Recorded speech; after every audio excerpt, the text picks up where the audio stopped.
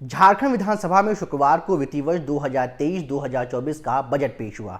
राज्य के वित्त मंत्री रामेश्वर उरांव ने 1,16,418 करोड़ रुपए का बजट पेश किया।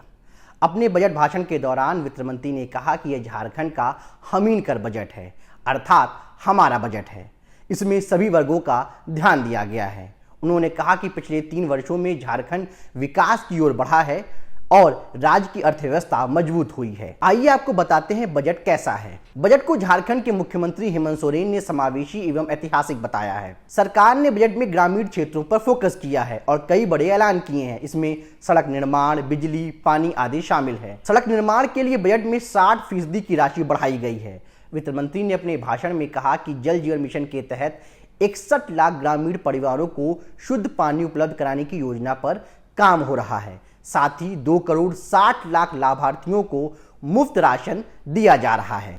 इसके अलावा हर पंचायत में ज्ञान केंद्र की स्थापना, पंचायत सचिवालय में टीवी, जल संसाधन विभाग के लिए 1,964 करोड़ रुपए, पीएम ग्रामीण सड़क योजना के तहत नए सड़क और पुलों के निर्माण की योजना, मुख्यमंत्री पशुधन योजना के लिए 300 करोड़ रुपए का प्रावधान किया गया है। मनरेगा के कार्यों के लिए 900 करोड़ मानव दिवस करने का लक्ष्य और 800 नए आंगनवाड़ी भवन बनाने की बात शामिल है। इस बजट में सरकार ने घोषणा की है कि किसान ऋण माफी योजना के तहत प्रत्येक किसान परिवार को 3500 रुपए मिलेगा। इसका लाभ राज्य के 4.5 लाख किसानों को होगा। वहीं महिलाओं को लेकर सरकार ने कोई खास ऐलान नहीं किया है। वहीं बेरोजगारी का मुद्दा देश में अब घोषणा पत्र तक सीमित रहता दिख रहा है। 2019 में सत्ता में आने के पहले हेमंत सरकार ने हर साल 5 लाख रोजगार सृजन की बात कही थी, लेकिन उसकी झलक बजट में नहीं दिखी। वित्त मंत्री ने इतना जरूर ऐलान किया कि मुख्यमंत्री सृजन योजना के तहत बेरोजगार युवक और युवतियों को कौशल प्रशिक्षण दिया जाएगा और अगर प्रशिक्षण के बाद नौकरी नहीं मिली तो 6 महीने तक बेरोजगार युवकों को 1,000 रुपए और महिलाओं और दिव्यांगों को 1,500 रुपए हर महीने मिलेंगे।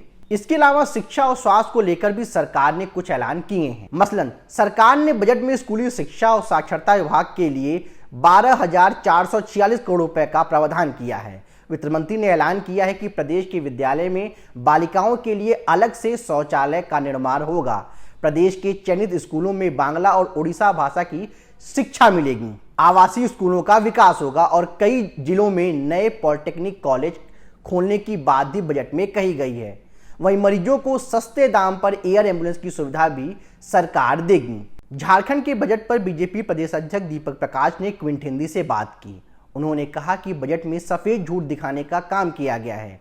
ग्रामीण क्षेत्र में बजट को कम कर दिया गया है। कृषि क्षेत्र पर कोई ध्यान नहीं दिया गया है। आदिवासियों के कल्याण के लिए जो प्रावधान होने चाहिए वो भी नहीं है। ये दृष्टिहीन बजट है और बजट के नाम पर जनता को ठगा गया है। वरिष्ठ पत्रकार आनंद मोहन ने इसे चुनावी बजट बताया है। उन्होंने कहा कि चुनाव में अभी समय है, लेकिन सरकार मानकर चल रही है कि उसे इन्हीं 1-2 साल में काम करना है। बजट में राज्य में पुरानी पेंशन नीति लागू करने की बात कही गई है तो आंगनबाड़ी सेविकाओं को स्मार्टफोन देने का वादा किया गया है। दुमका और बोकारो के लिए हवाई सेवा शुरू करने का भी ऐलान किया गया है। कुल मिलाकर देखें तो सरकार ने चुनाव को देखते हुए बजट पेश किया है, यानी बचे हुए 2 सालों में काम करने का रोड मैप दिखाया है, जिससे चुनाव के वक्त जनता को काम बताया जा सके। रोजगार पर हाथ बांधे खड़ी सरकार ने नियोजन नीति लागू करने की बात बजट से 1 दिन पहले विधानसभा में जरूर की, लेकिन कब नियुक्ति होगी ये देखना दिलचस्प होगा।